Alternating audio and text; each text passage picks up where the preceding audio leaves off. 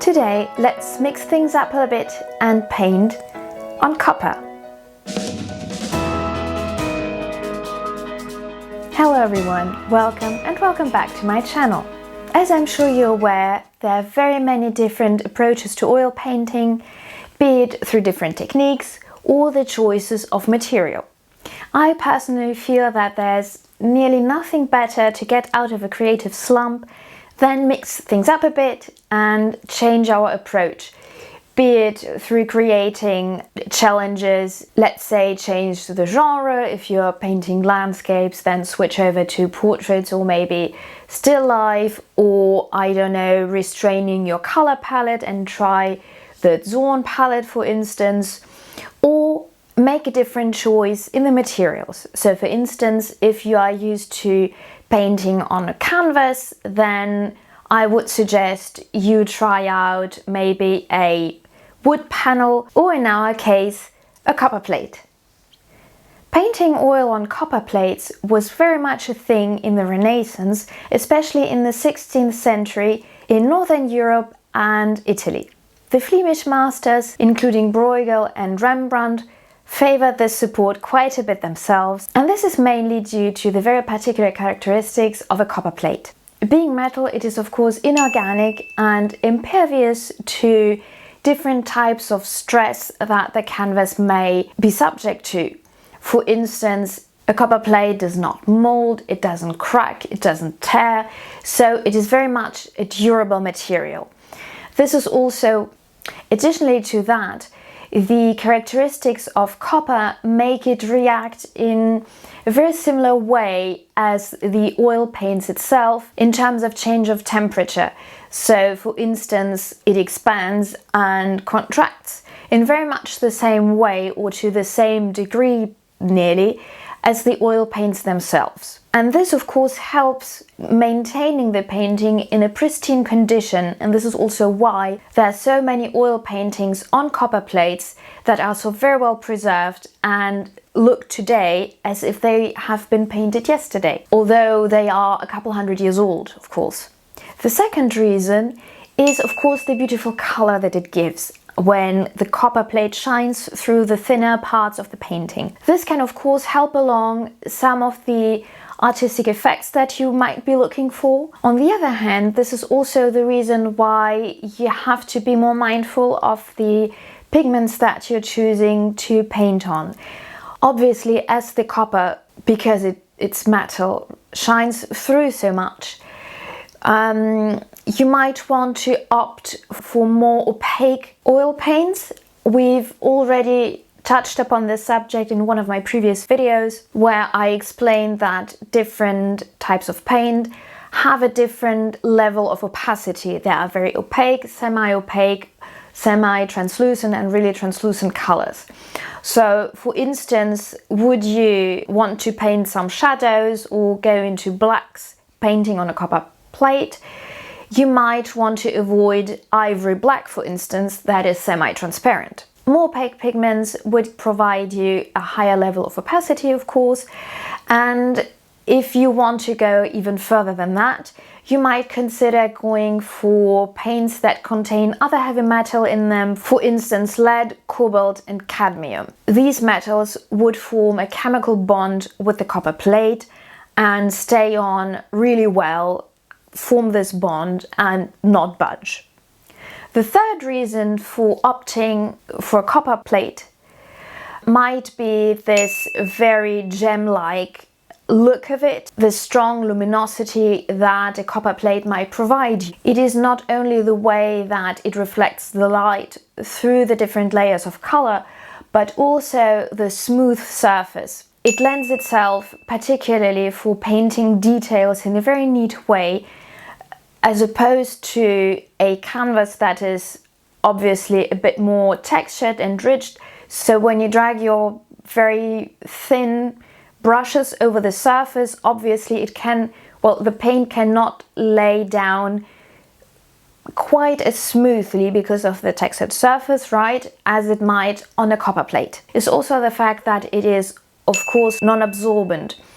So contrary to a canvas or wood, the oils within the pigments as well as the medium stays on top of the metal, right? And this helps to maintain a vibrancy in the colors and make it appear much more not only luminous but contrasting and saturated and colorful. Now, due to all of those characteristics, you can imagine, of course, that it is quite different to paint on a copper plate than on canvas or wood panel, because obviously the feel for the surface is very different and you cannot or need not prep it in the same way as you would wood panel or canvas. The way that your brush would glide along the surface also will need some adjustments in the way that you paint.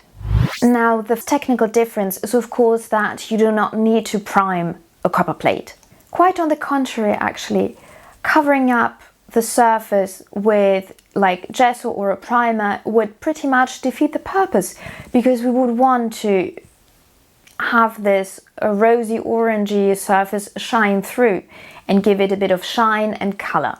And since copper will not corrode, we do not need to stabilize it with something like a primer or gesso either.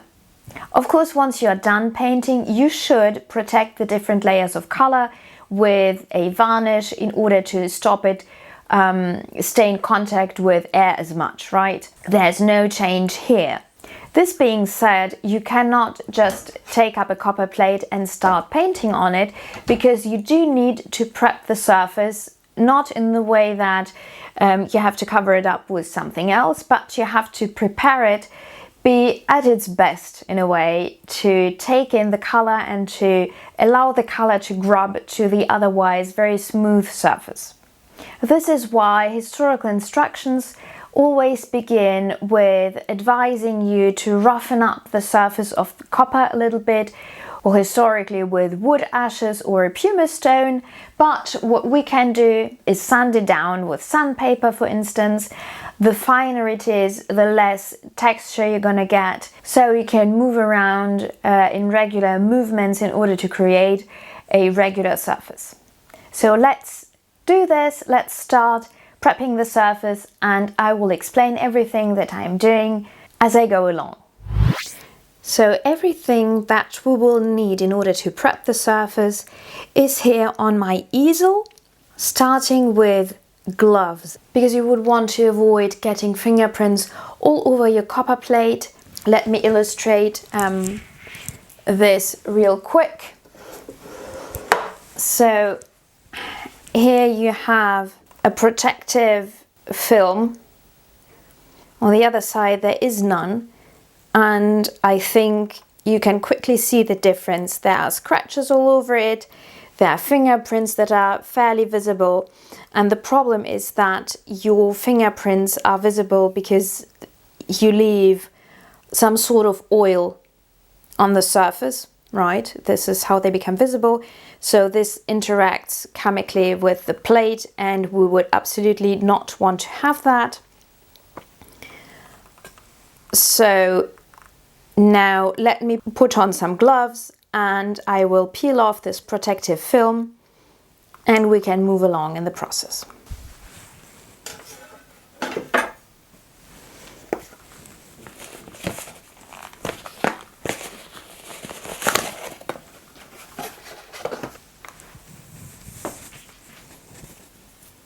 It is of course a bit more difficult to do this in gloves, but there we go.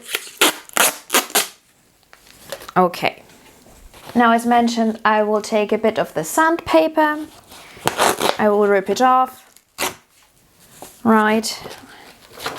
I think a small bit like this should suffice. Let's take this plate and start sanding it in regular motions. This is quite fine sandpaper that I have, that I normally used to sand my linos in order to help the inks grip to the surface a little better. especially for the first layer when everything is quite untouched. And this will help us to have better adherence of the first layer of color, because of course the thing is that all the subsequent layers of color won't have any difficulties to stay on, because basically you're putting oil paints on top of oil paints, whereas it's the first layer of color that we would want to have a bit more of a grip to the metal plate. I believe this should be enough to start with.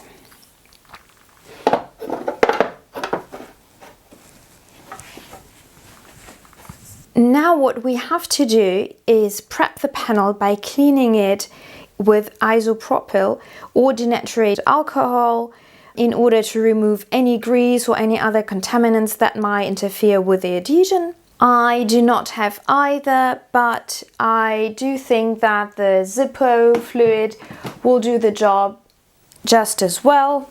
So let me pull out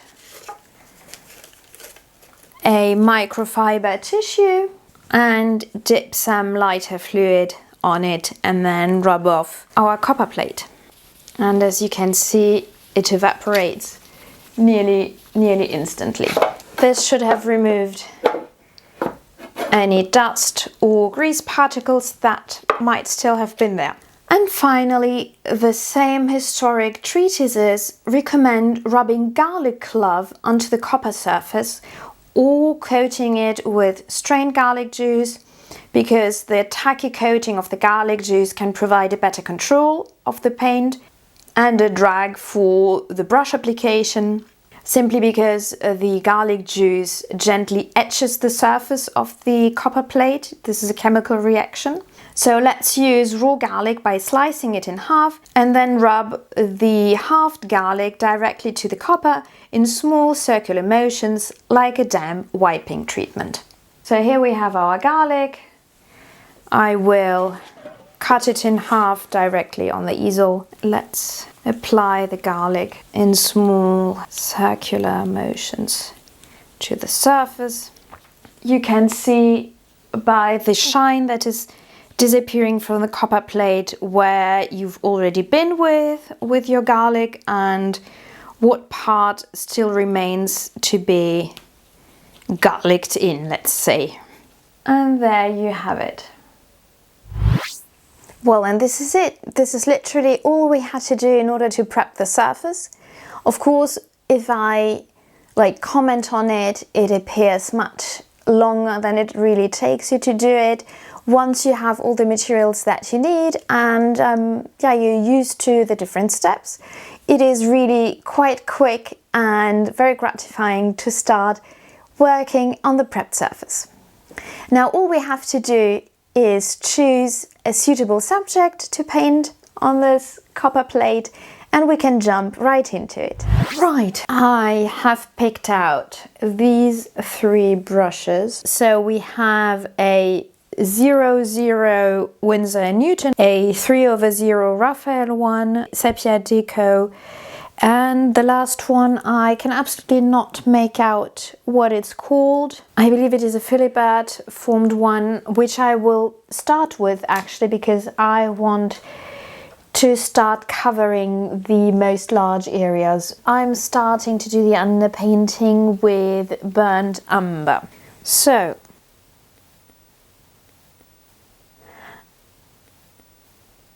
actually the garlic really helps to have some drag, notwithstanding the very smooth surface. I was prepared for it to be slippier than it actually is.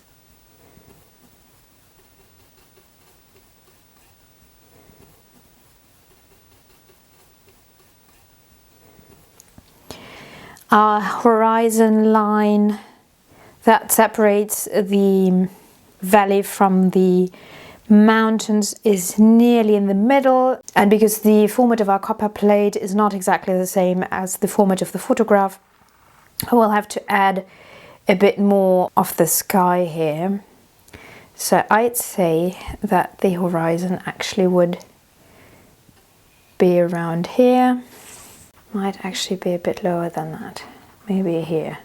So let's say that the forest would be around here somewhere, and this would leave us with a mountain top around there, flattening out in here, and the further away mountain back there. And we will, I'm not even sure if I want to paint in the rainbow from the beginning, because I believe that transparency would be very important here. So actually it will not figure in my underpainting. And I'd say that the forest in the valley would start around here, with the castle stopping here, and maybe here. The shadow would be here. Yeah, something like that. I might have been a bit ambitious with choosing this as a subject for such a small painting, because it will have quite a lot of detail, and I'm not sure that this was really the wisest choice ever, but there you go.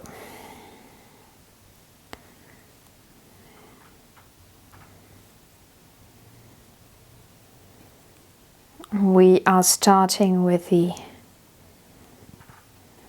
darker areas, maybe in the forest and the valley, and then we have some shadows in here, and also here near to the castle. The top of the mountain here obviously is a bit darker as well. Yeah, so I haven't addressed the subject, but as you can see, I have fixed our copper plate to a wood panel, because as you might have seen, my easel is quite deep here and the plate is very thin. So if I were to fix it in the way that I've shown you in the beginning of the video, this part, let me zoom out, then this part of the easel, as well as its counterpart at the bottom, would cover up too much of the copper plate. So this is why I have decided to mount it.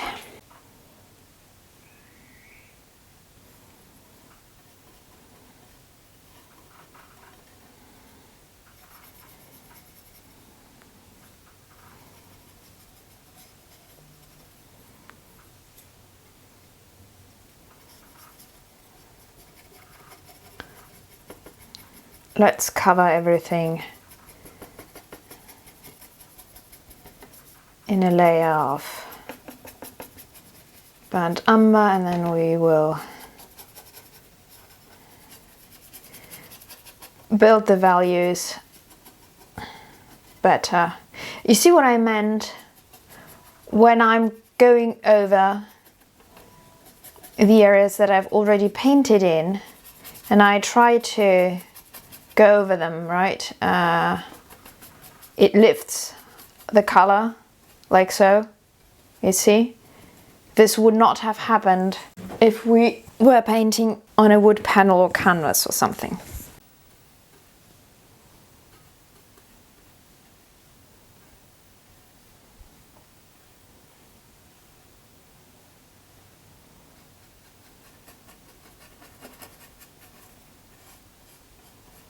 I believe that was a bit of the garlic sticking to the surface. That was not great. Let's avoid that.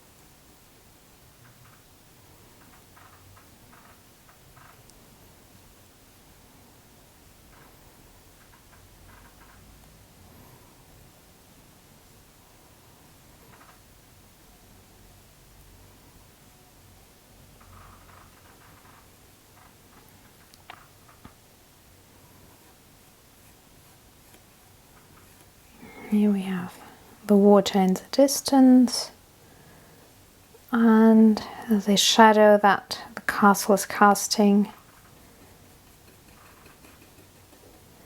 Right, a bit of it here. Then we have a slightly darker area as well on the shore. Although we have to be mindful to not make it as dark as the water and not build it up as much. We will try to build up a forest area, although, right, and bring in a bit of texture. Here we might work on the transition between the deeper shadows on the mountain and when it comes into some light area. Like so. We might do the same with the mountain in the distance. Once again, trying not to deepen the shadow too much, because there is a very noticeable difference between the ridge and the rest of the mountain.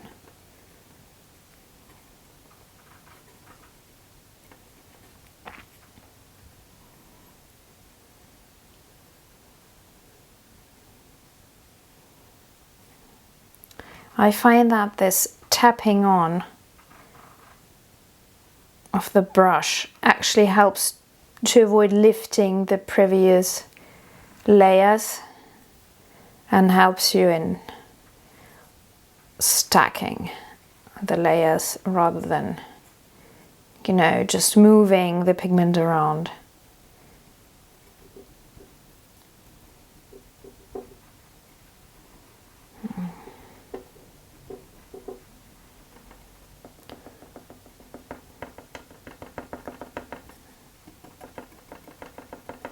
But of course here with the copper plate it will be impossible to do a alla prima, I believe.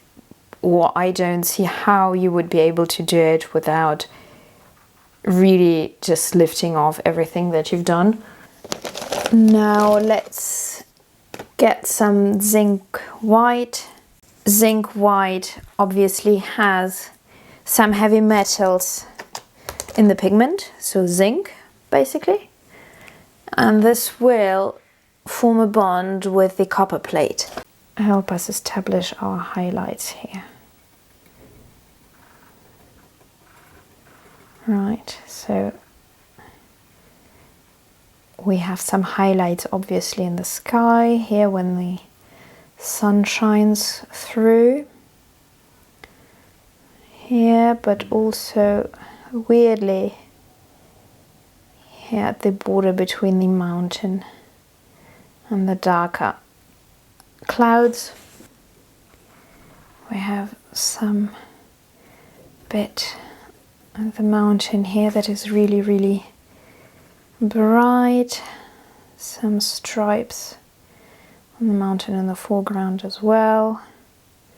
So here's where the light basically falls most in the background, right? Here as well. And here.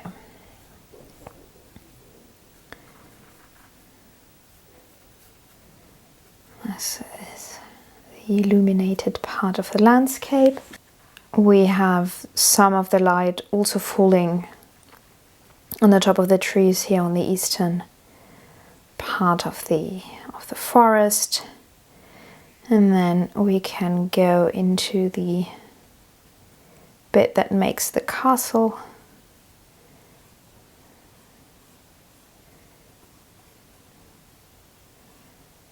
Ruins.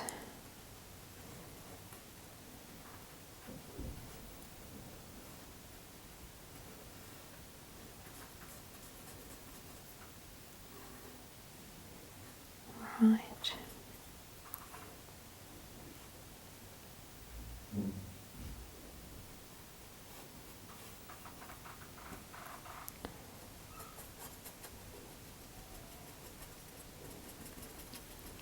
We will cover this bit as well, of course.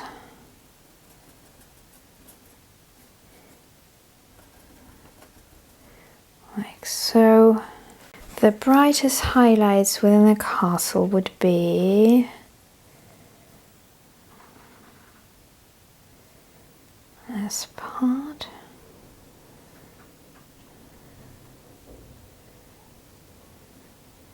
Right. And then this tower here. On top of the wall.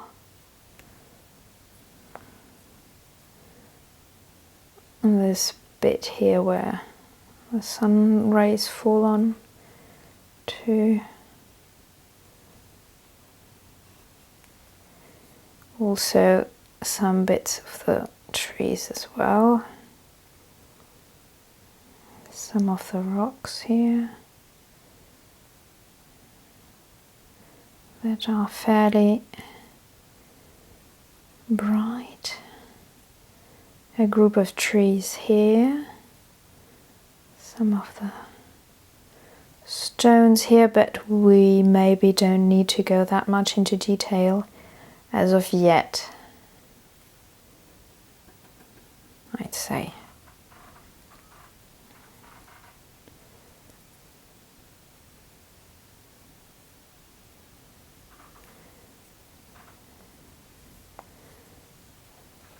And there's this bit on the other shore where the light falls upon.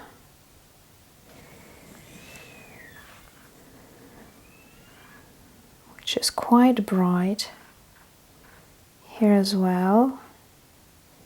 Into the distance, this bit is maybe brighter than the rest, as well as here and here. We might want to go back here into the sky and accentuate some of the lighter clouds as well. Do we want to brighten this up? I don't know, we might.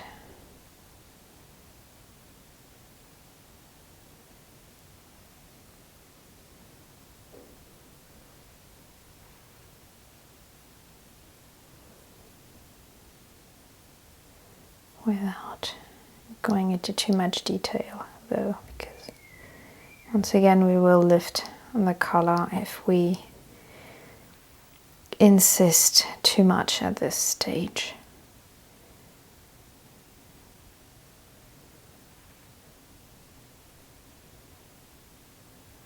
Okay. Do we want to go into detail here in the forest? We might. So painting in the brighter parts of the trees here.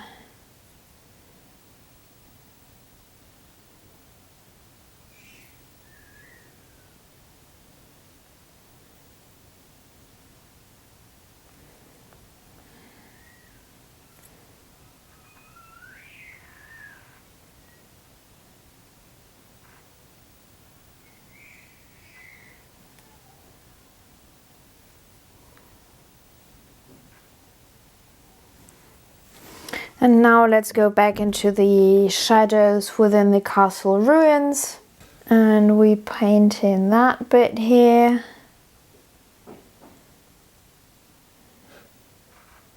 That bit here.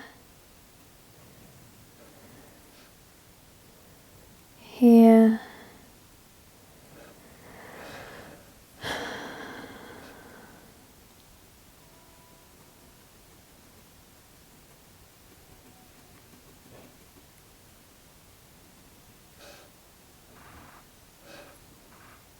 And wow.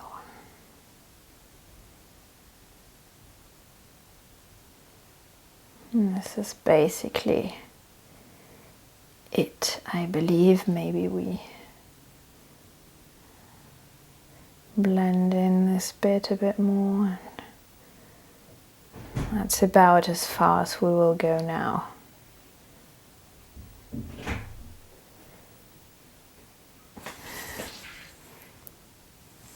I believe this is a stage where we have to wait for the paint to dry down now before we can move further into the details, because now, as you might have seen,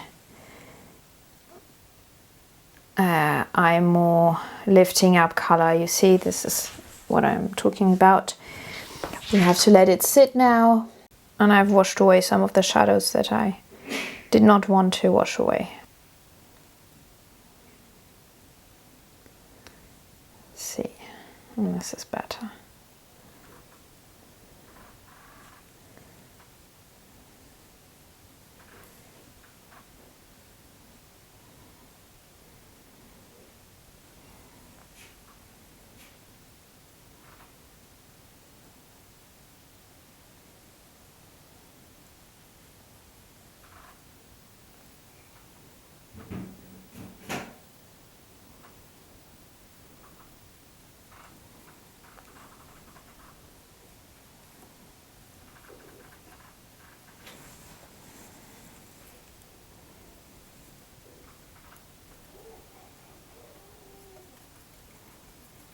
We might go back last time into the clouds.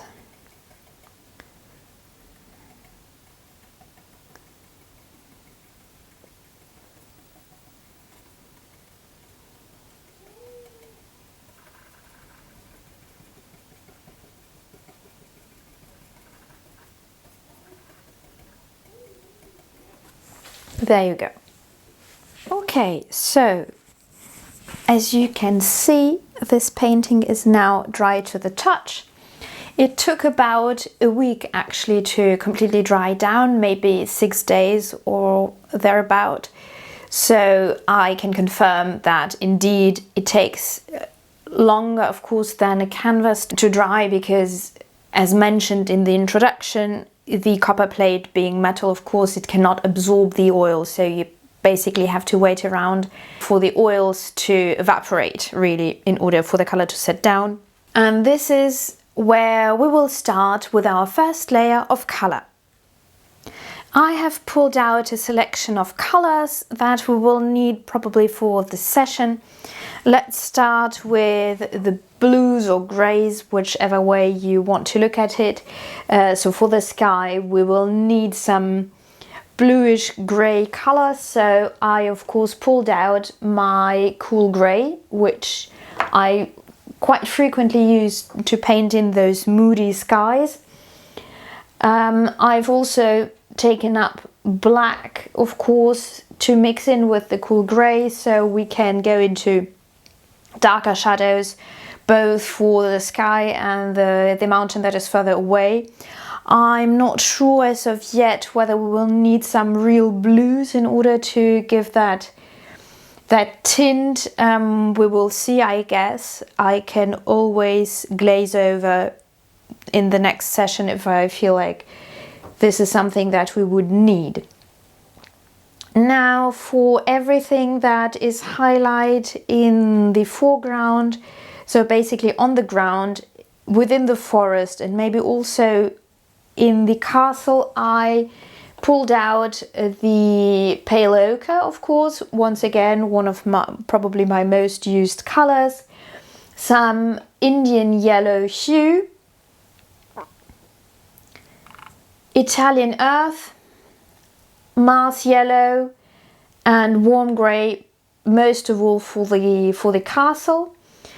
And we might get into Sennelier brown, both for the middle ground mountain, but also maybe for the forest and maybe for the shadows in the foreground.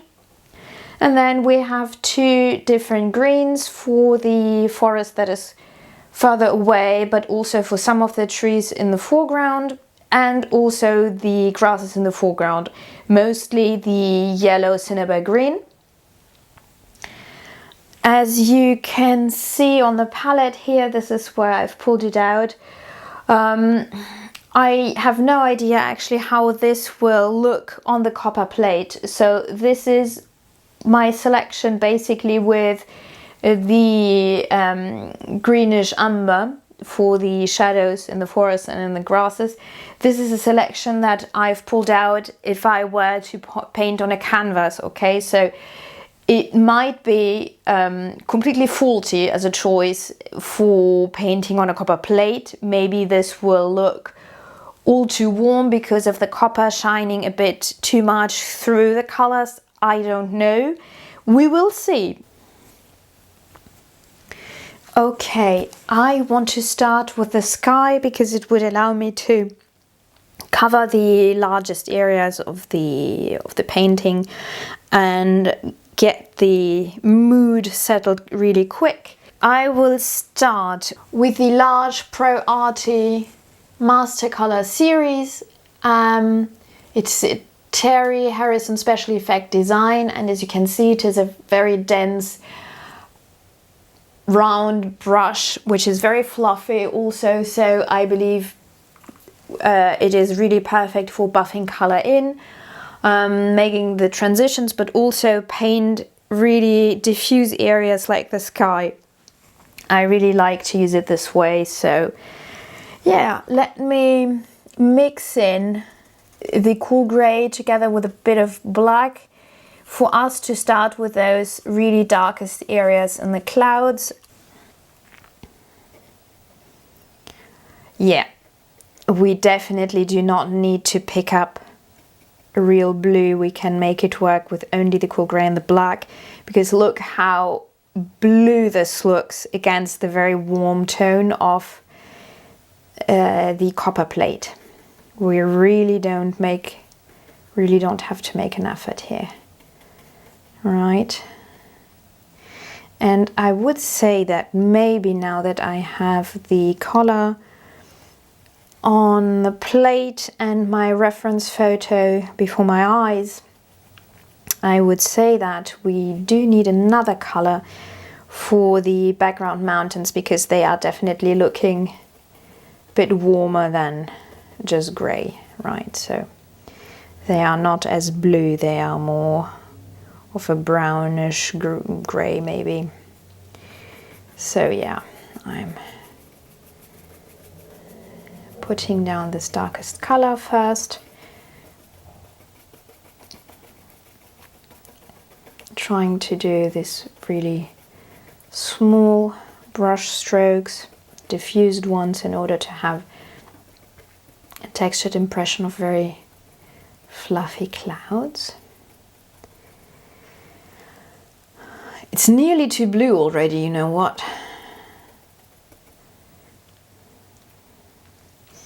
Now let's get into the cool gray without the black mixed in. Yeah, I believe that this is a very good choice of color here. Okay.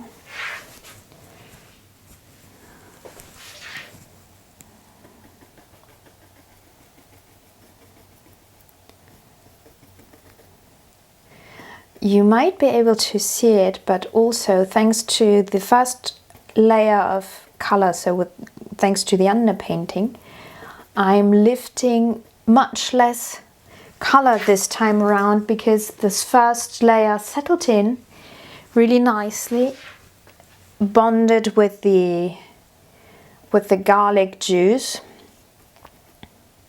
And now even if I go in a second time, because this is the second layer obviously here, nothing's coming off. So this is a very good news. Okay, now there's a passage from this cloud to this here.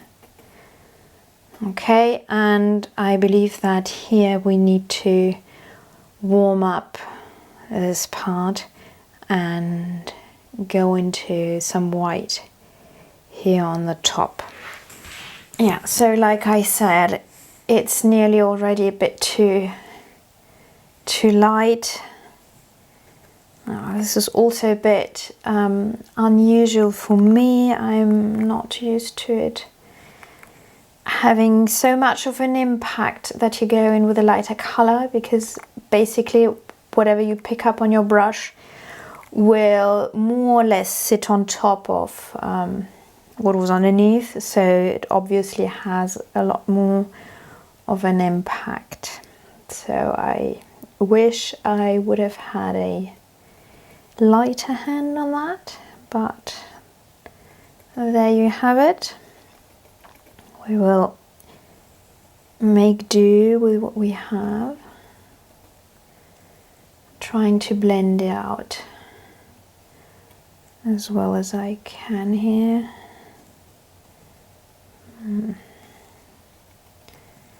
Maybe I can buffer it out a bit with this Pro Arte Master Stroke Series 65L Lunar Mop in the size small. If I bring the darker color back into the lighter one, maybe I can have something of a more diffused kind of sky. Okay, this works like a charm. This is much better now, and maybe I can just use the same brush and go back into our darkest color and blend this in a bit better. Yeah, definitely. Okay, so it's quite forgiving, I would say. So this is really great. Good to know. Okay. And here we have somehow more or less a gradation, so the brightest highlight is definitely this central bit. Okay. Okay, wow. We fixed that quite quickly. Right, now I definitely need to warm this bit up. Let's say burnt umber mixed into our darkest color with the gray. Oh, it's not bad, but maybe a tad lighter, so I will pick up a bit of Italian earth, just a tad, to brighten it up. And the lesson I've learned just now is to not go over the top with the highlights. Okay, this looks a bit green somehow. Okay. I'm not sure of what I'm thinking about that.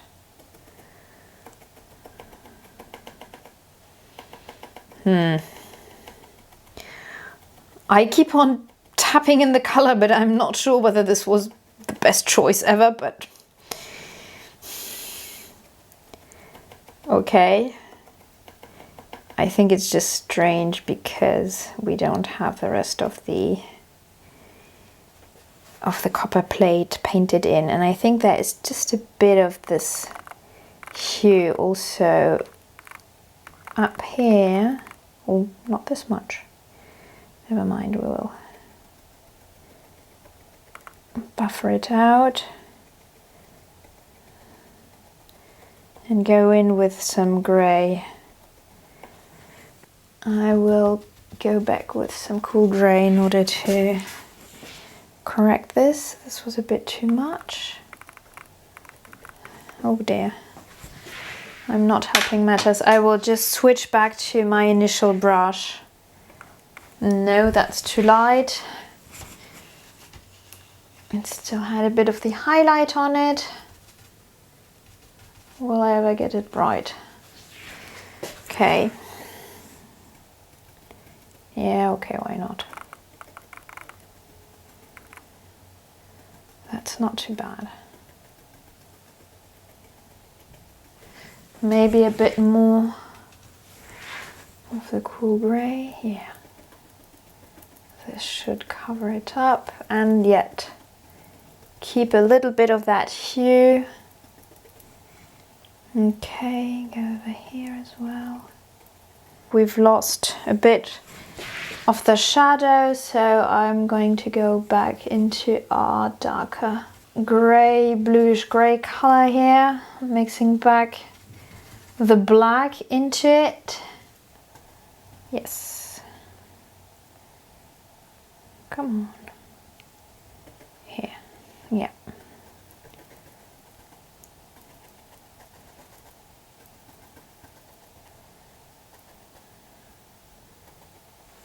And a bit darker still.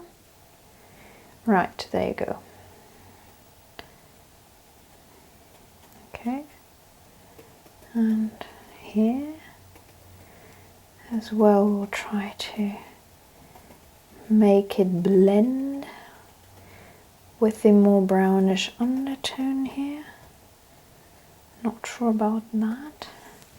I will pick up the other brush. I feel like it allows me to blend better here. That's good. Okay, not too bad. Let's leave it at that for now and move into the background mountains. But this brush is maybe lifting a bit of the color here. That's not great. Okay. Once again, I will go in with the darker color and then blend it out, because I know that there's some type of mist in the background valley, but no, this brush, you know what? Okay, just a hint. Maybe this type of a scruffy flat brush that is really worked nearly to death is not the best choice. It scratches the surface too much and causes the bristles to lift a bit of the color. So I will go back in with a square flat brush, but this time I will take one that is a bit more soft. Let's see if this will do the trick. Yeah, much better. Doesn't lift anything. And there we go. Okay.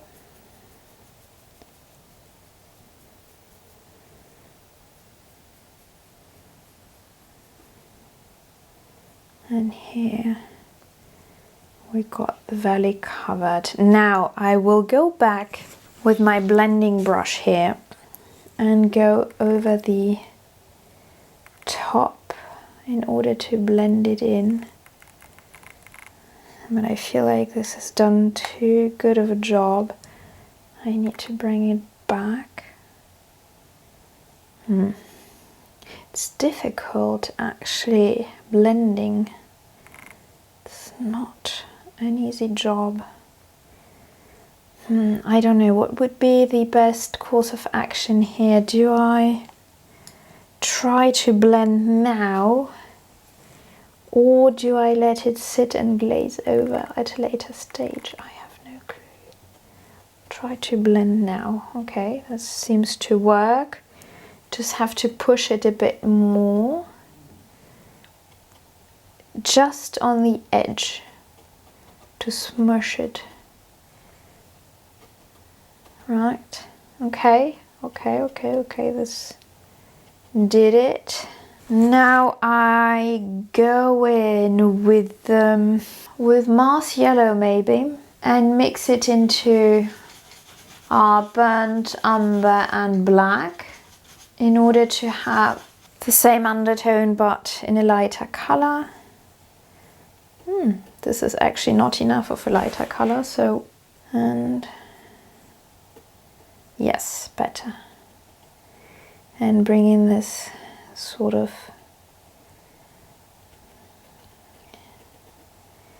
dampness in the valley here. We can actually bring it up a bit into the sky. This is on the right side of the rainbow. It gives this effect maybe in the air that it appears warmer. I'm not sure why, but this is the way the photograph is. Now we have some darker bits here that we will have to bring back, as well as this bit. Let me put this back in really softly. Okay. This part though should appear a bit less warm. So I will take my initial brush, go into the cool grey and bring back a bit. That's a good colour here.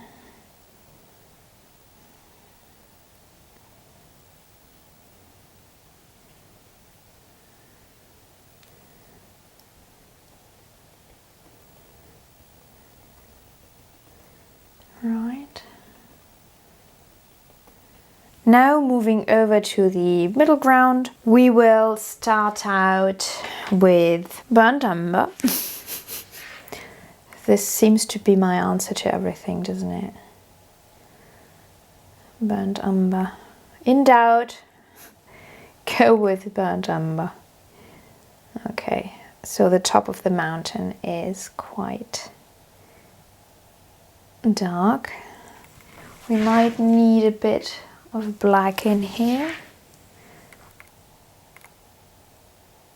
Not black, not pure black, right? When I say we need a bit more black, it means I need to mix in whichever color I'm currently using with black.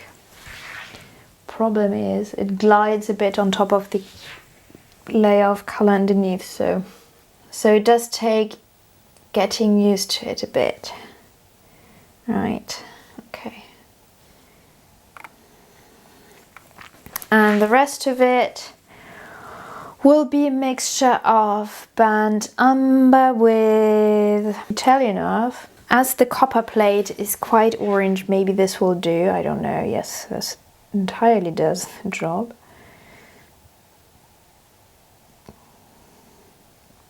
I can even glaze over, actually, more or less. Right.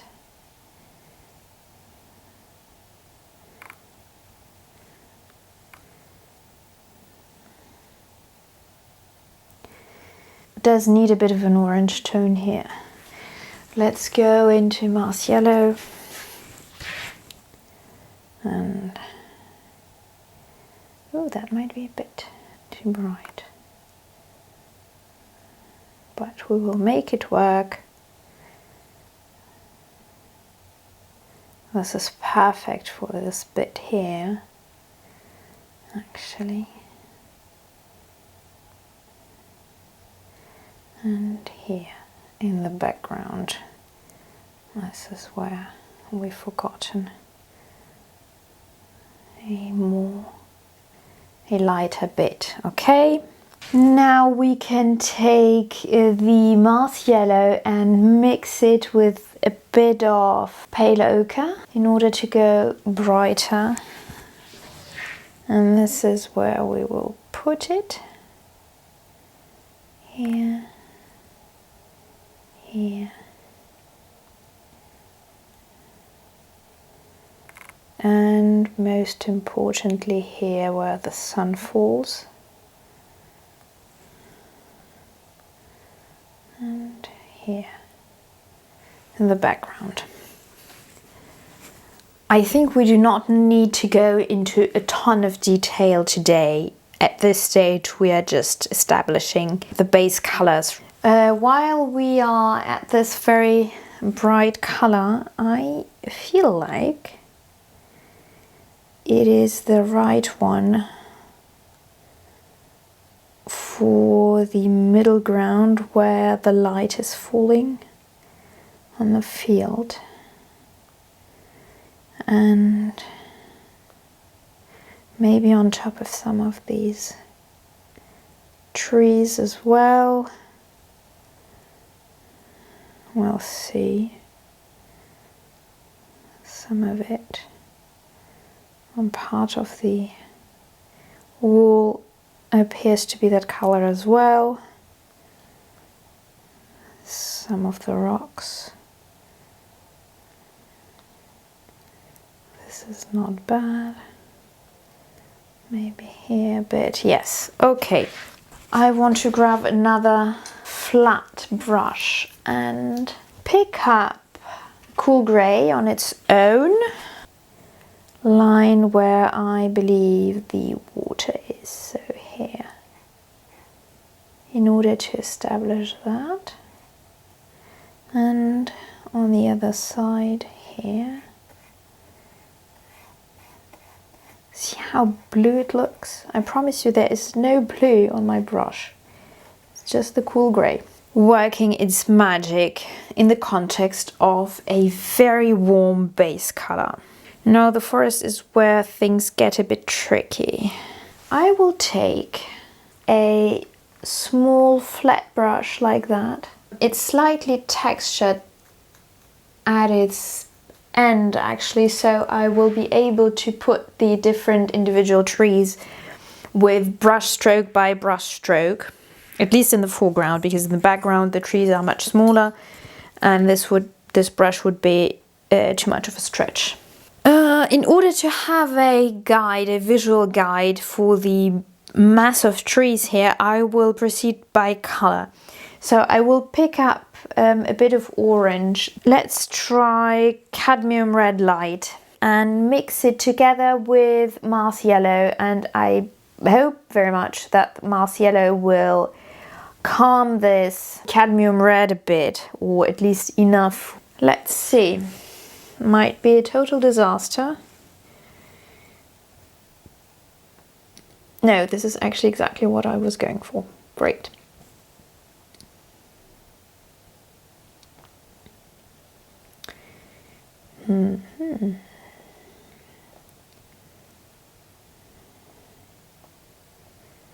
Right. Here in the far away background we have it as well, and then it goes over to here, the horizontal line comes a bit forward here, and we have a touch of it on this far away group of trees as well.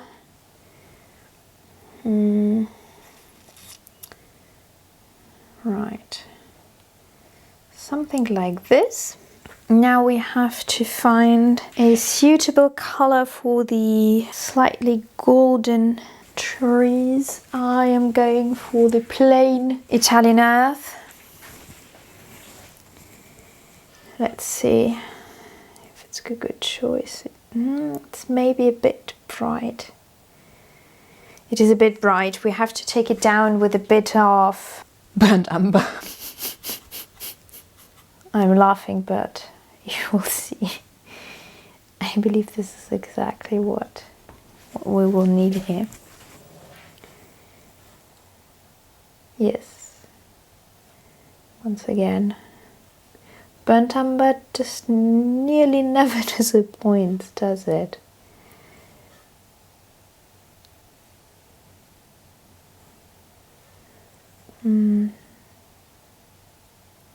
We have to have a light hand here in the shadows in order to not cover them up completely, but just glaze over.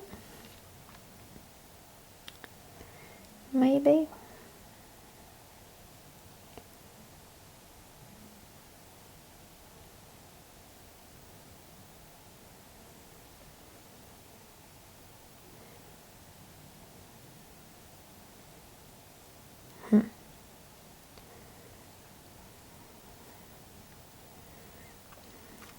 I hope that I can obtain more precision the next time around, but I will need a minuscule brush in order to do it right.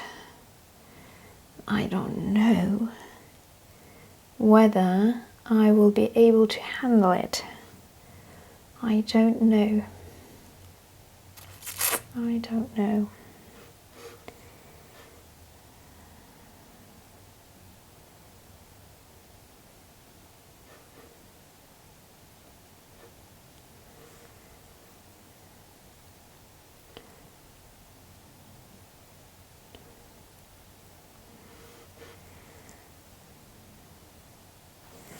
While we have this color, we might also paint in the shadow here from the castle, the shadow that the castle casts on the ground. I believe it's a bit redder than that, so and see whether it looks better, and it does. It does. I don't know whether it's enough,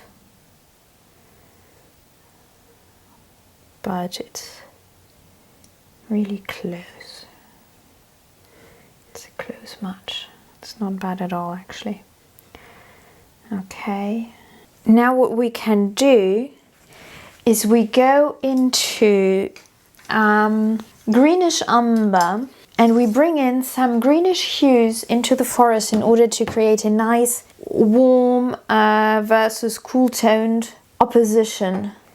Let's see, where do we put it?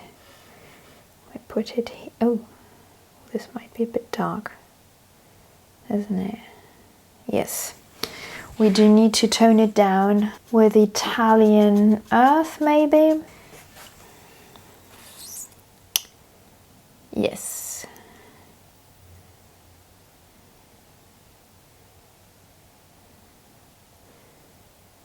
Here as well.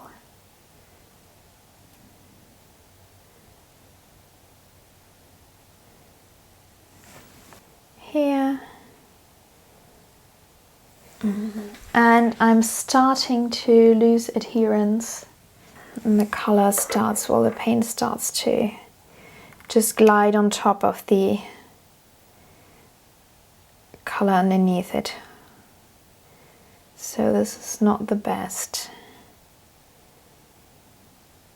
situation to keep control over your brush work. We are losing pretty much any texture that we have with this textured brush.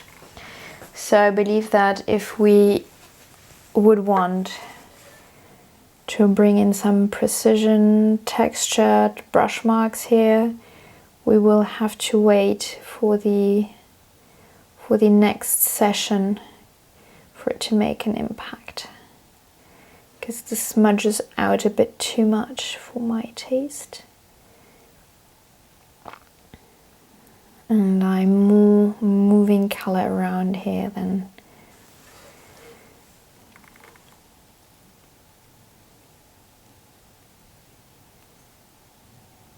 if I'm tapping really very, very slightly, it works.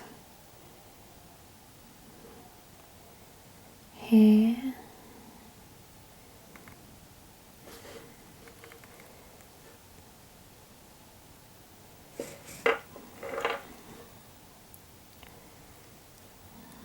Here. Maybe a bit here as well. I'm wiping off the greenish umber here that I had on my brush, and I will try to feather it out in order to blend it in a bit better, because this now feels like too much of a harsh border between the different colors, right? So I would like to blend them in a bit more smoothly. And I'm trying to shape the form as well.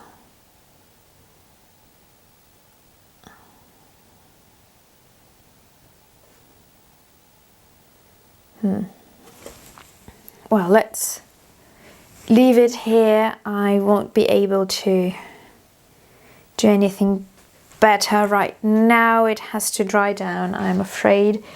I just want to dip my brush into the warm grey here, and I believe that I have forgotten a highlight here.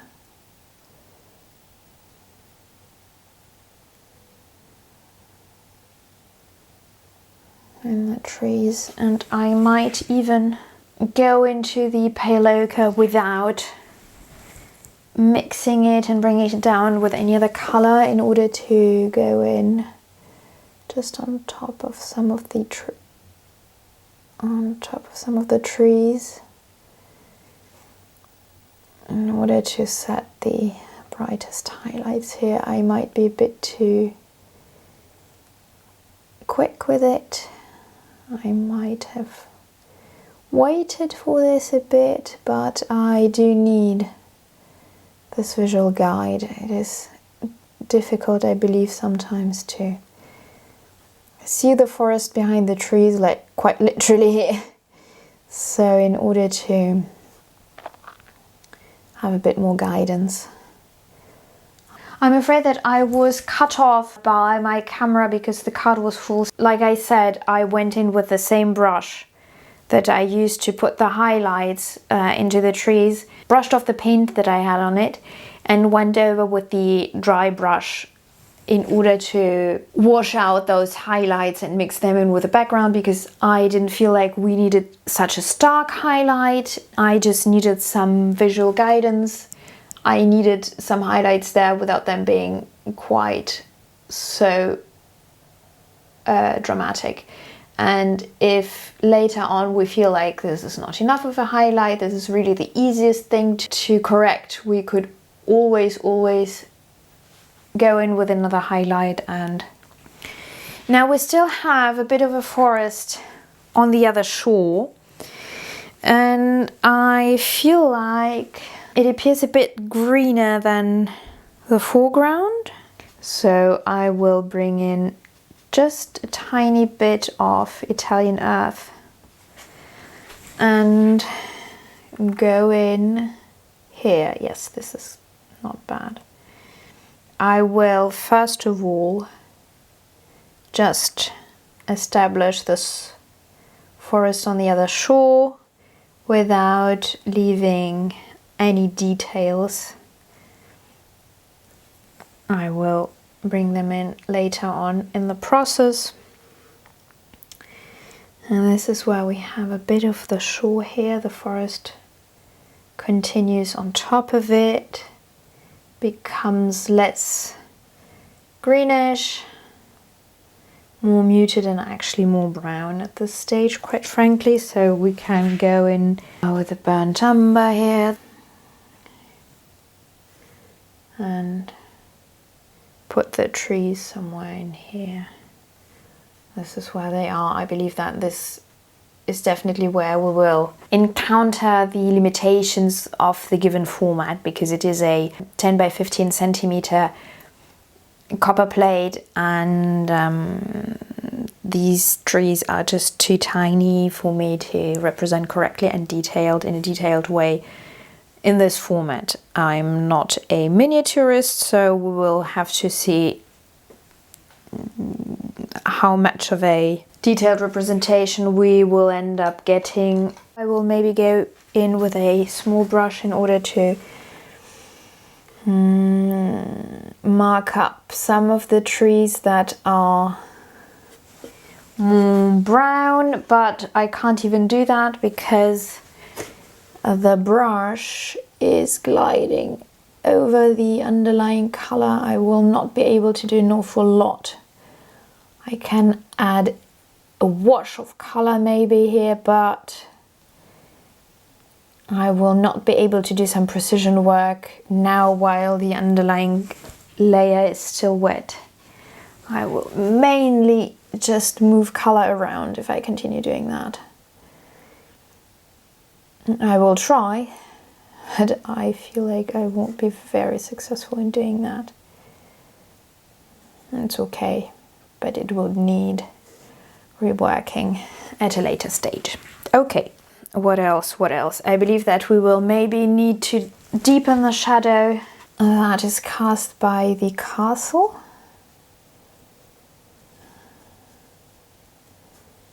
Maybe even more than that. That's not too bad. And we will seize the occasion in bringing in a bit more texture, because obviously this is a field that is behind the castle, so it's basically the grasses or dried grasses, so the light won't, or the shadow won't fall on it like very smoothly. It will inevitably have some type of texture. Right, there you go. Before we move into the castle, I would very much like to establish the border of the castle and go in with some vibrant green. This is quite a bluish green that I'm having here, so I hope it won't be too much of a blue compared to the very warm toned copper plate. It actually is a bit too blue, but we will be able to tone it down. Okay, so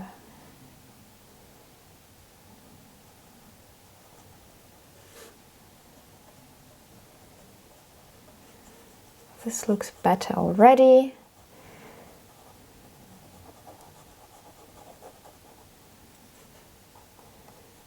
It is not yet perfect, but we'll get there.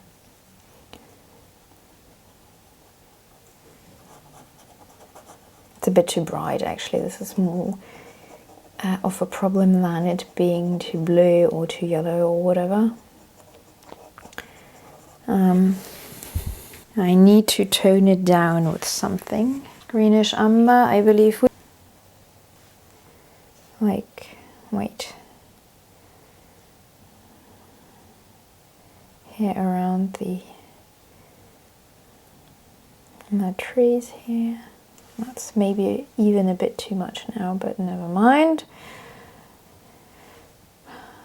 Well, this does pick up the colors in a very intense way.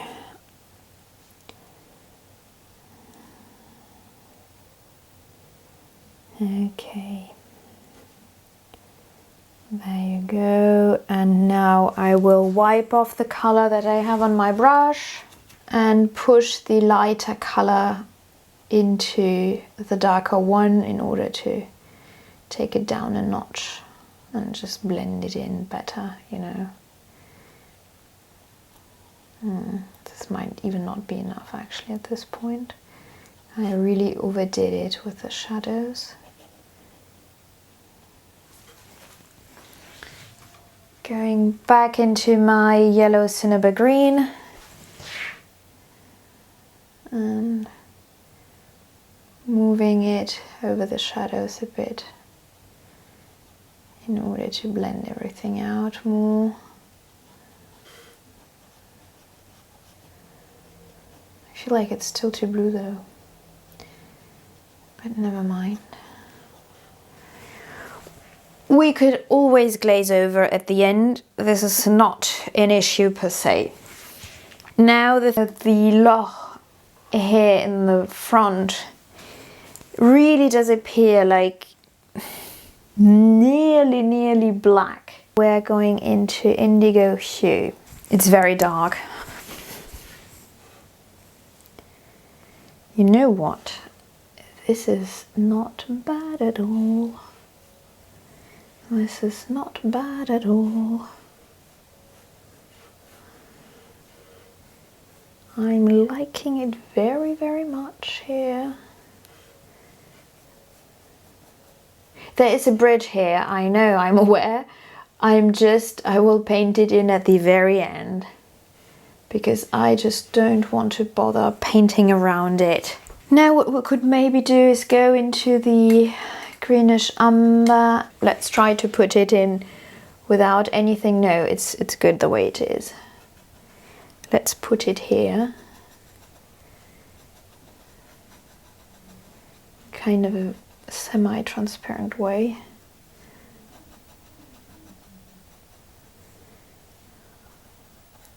See, now this looks blue and I don't know why. It looks so blue.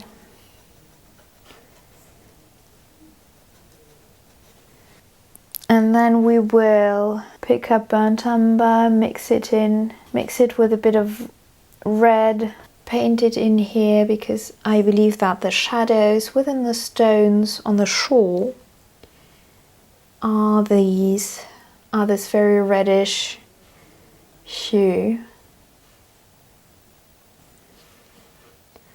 that we have going on until here, roundabout.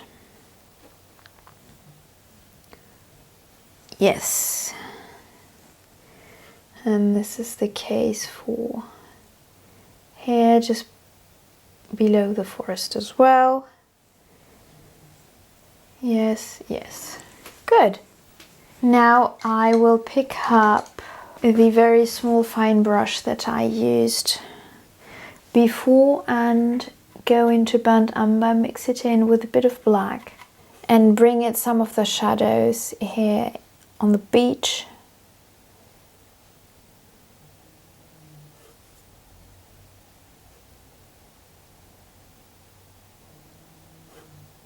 I will help set a backdrop actually for the details that we will bring in the next session when we will work on in a more detailed way, but I think that I can already bring in a little bit of that. Not an awful lot, because once again I'm borderline moving color around here more than I'm laying it down, but I think it doesn't hurt tapping it on in this way. Right, here you go. We might also, while we're at it, take this brush. It's another Pro Arty Masterstroke Series 65 F Deerfoot Stippler. It is a Terry Harrison Special Effects design, and as you can see, it has a very peculiar form, and it's also very sturdy, a bit, not a very soft brush, you know, so it is perfect for creating this very textured effect, because the brushes, well, the bristles do not bend an awful lot, and they stay very stiff. So if you are stippling, as the name indicates, on the surface, it will leave small points or something. Now let's focus on the castle a little bit. I'd say that we should go in with warm grey in order to put down some highlights both on the castle walls and the rocks in the foreground. I'm going to use a very small Raphael brush. This is a Sepia Deco 8500 3/0. I'm not even sure whether it is small enough. Let's just hope it will be. So we have some highlights here in the foreground on the front of the small tower, and I believe that the highlight is maybe less warm than what I currently have on my brush. This is maybe still too warm, so I'm going to mix this in with some whites. This is more the level of highlight that we'll need.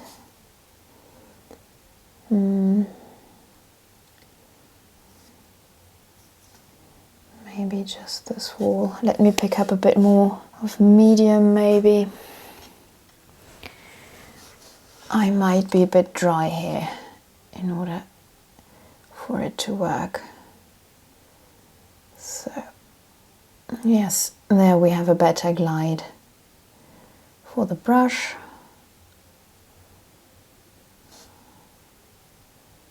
We have another part of the wall here that is quite bright, and here. Really the whole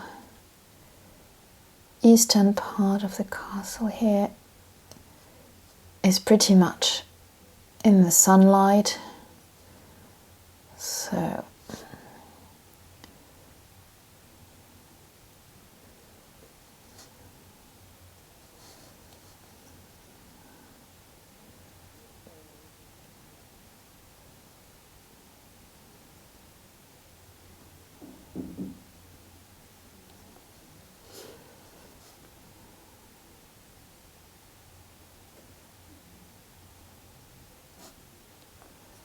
here we have just the tiniest bit that the sun shines on as well.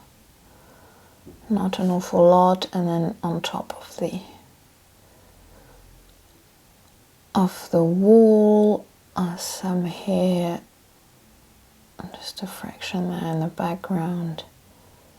On top of this bit, maybe a bit here.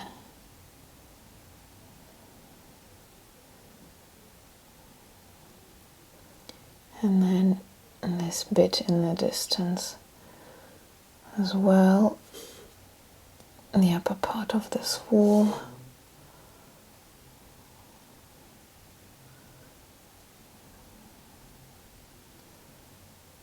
And some bits and bobs here and there. Nothing too dramatic. Now let's do the same thing with the rock formations. So I'd say we have to put in a bit here, there.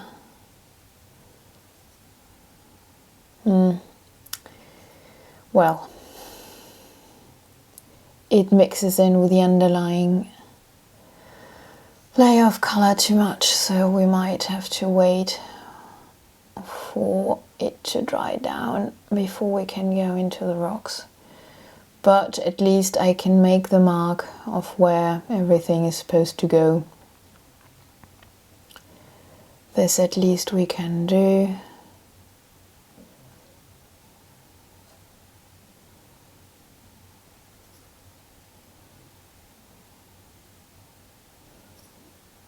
And then we will figure out the details later.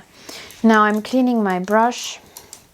I'm going to use the exact same one because I think that size-wise this is exactly what I need. And I'm going to go into brown ochre, which has a very lovely greenish undertone in its pure state without mixing anything in. And this might be exactly what we would need. Yes, there we go. I think that this is not bad at all. We also can use this for the group of trees that is nestled here at the bottom, at the feet of the ruin. It covers a bit of this stone wall here. Then we can go over the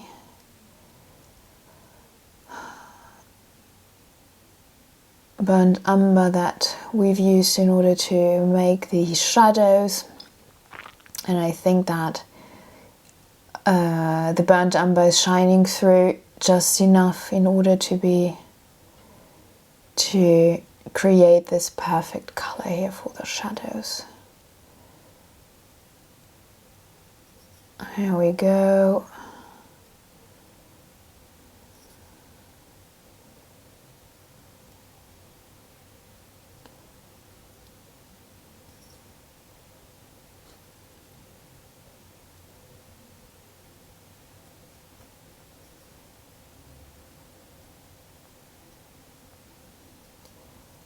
I'm really using like a wash of color here on the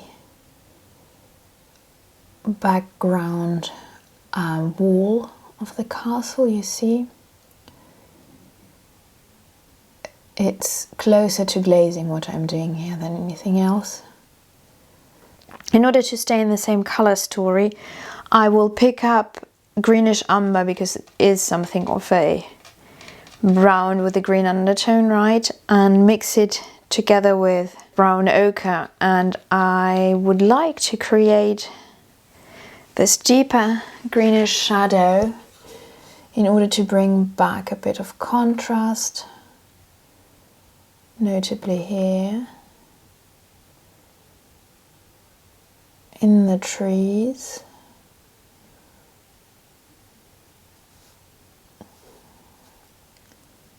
Here on the darkest parts, here,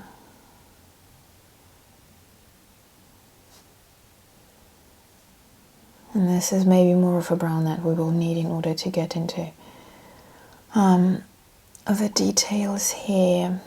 It is, we need to go more brown than green. Okay, never mind. It did what it was supposed to do. That's not bad. Right.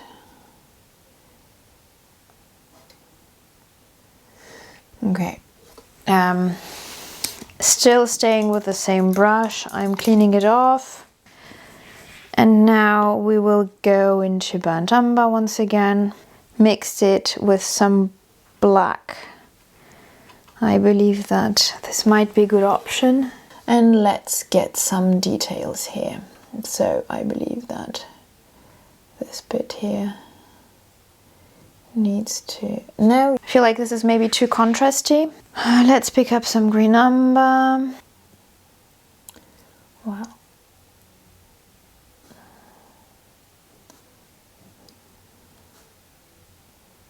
There you have this detail of a door. Or, I don't know, rather a window, I believe. Another window, another window. Something here. Here we have this part that is furthest away.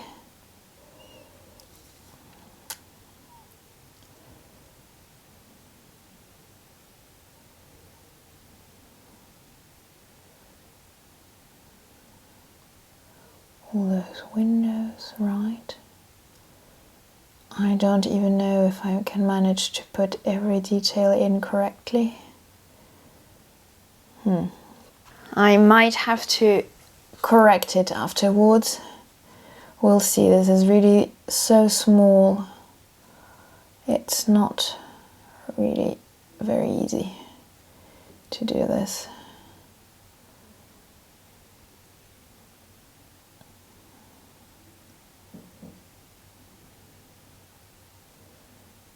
But let's see what we can do.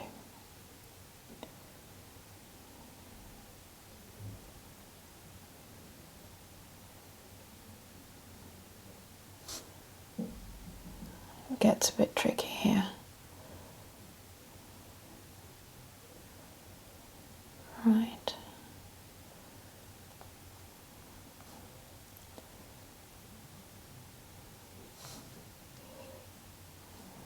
I'm sorry, I'm a bit concentrated, so I have difficulties commenting on what I'm doing. I'm basically just going in with the burnt umber in order to re-establish the contours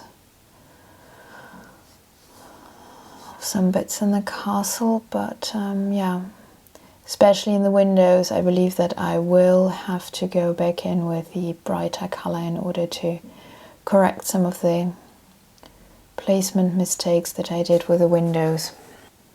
This bit here.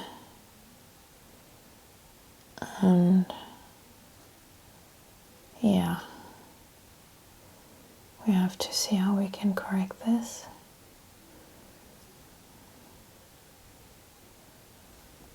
And this seems okay. This needn't be as dark, really. So let's feather out this bit.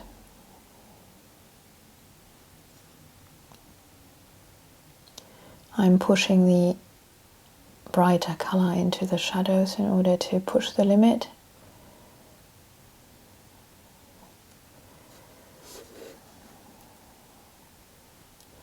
And here we'll just drag the shadow over a little bit, here as well. Okay.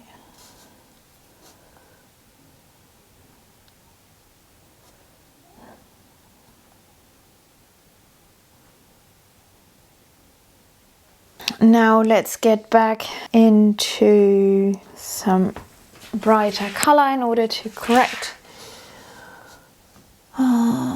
some bits that did not work out. So let's see. Yes, better. So this is the bit that I got wrong. And here as well. Got a bit muddy here.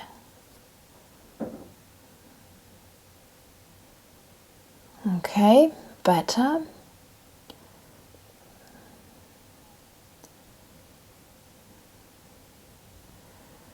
Okay.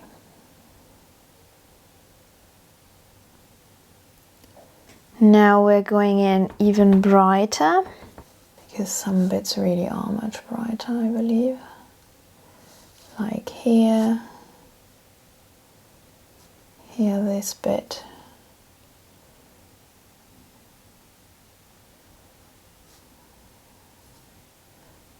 A tower that got lost in the process. This bit of the wall once again.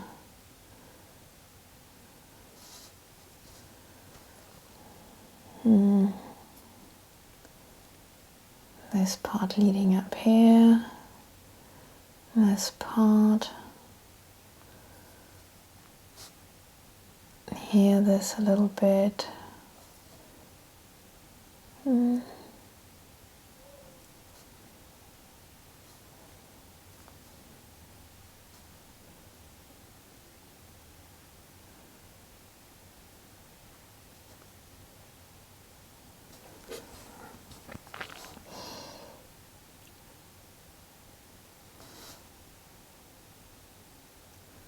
This part of the wall.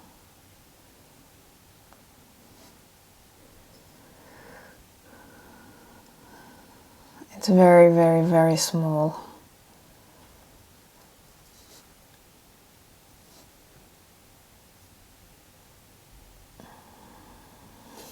Okay, and then once again we will go in with our initial small brush in order to put in the windows. Or shall I say, put the windows back in. So,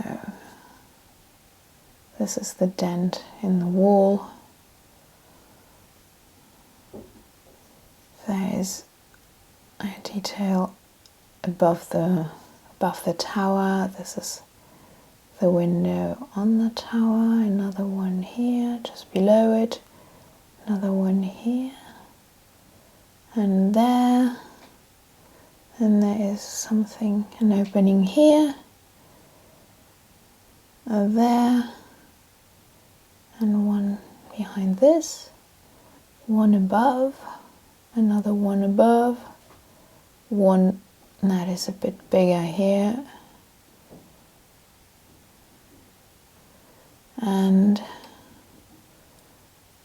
this one got higher, I believe, and then we have two smaller ones here, and this already feels a bit too crowded and too smushed in together, but that's the way it is. On this scale, we can't really do anything about it.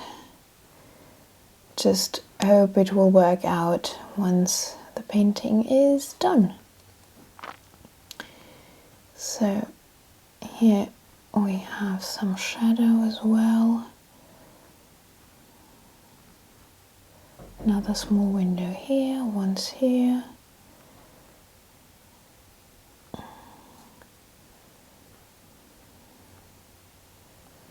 There.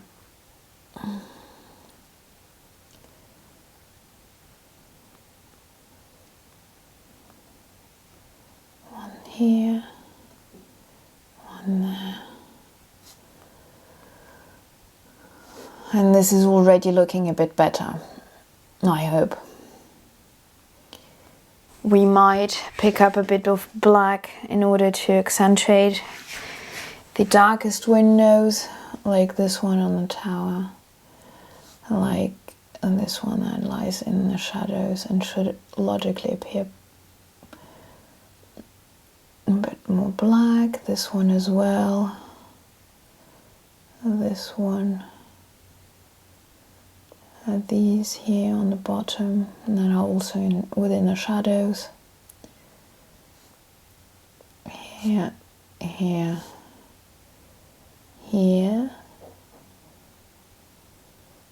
Those are brown, and then we have two black ones on top.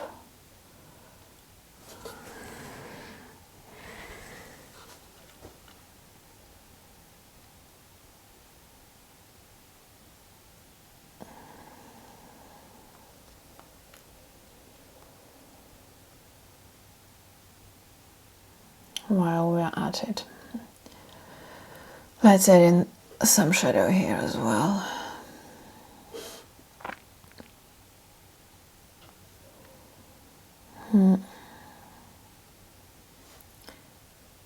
And I think we have to leave it at that for the moment before we can go into more details, because anything on top of this would really just move the colors around with no real other effect.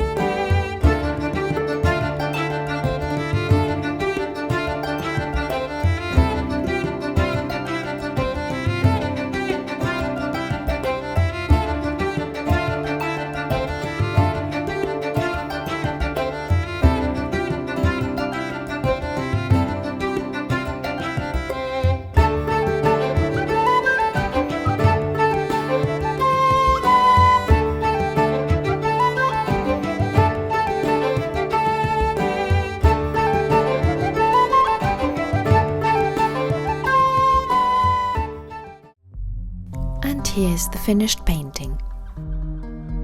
I hope you like this new technique and are as pleased as I am with the result. And if you've made it so far, I thank you for having stuck around until the end. It means the world to me.